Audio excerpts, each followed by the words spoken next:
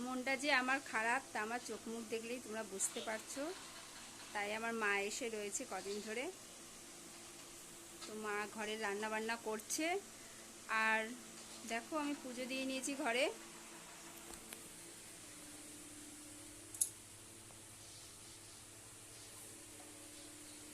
পুজো complete হলো এইমাত্র, রান্না হচ্ছে ওদিকে, চলো দেখাচ্ছি।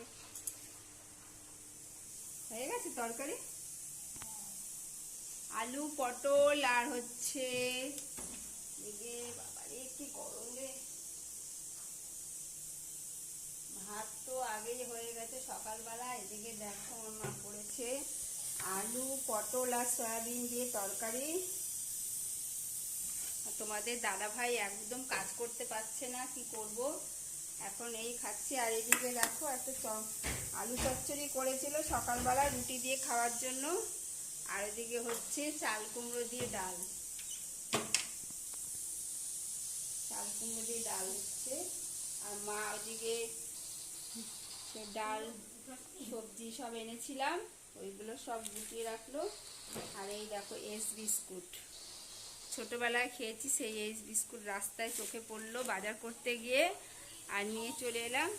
তো আমার পুজো দেওয়া কমপ্লিট হয়ে গেছে, আমি এবার ঠাকুরের প্রসাদটা নামিয়ে দিই, তারপর তোমার দাদা ভাইকে খেতে দিয়ে খাইয়ে দিয়ে, মানে খেতে পারে না, ডান হাতটা ডান দিকটা প্রায় অবশ হয়ে গেছে, সেরিব্রাল অ্যাটাক হয়েছিল, তাই খাওয়াতে হয়। মুখ চোখের অবস্থা দেখে বুঝতে পারছো আমার মন খুব খারাপ, জানি না কবে সুস্থ হবে।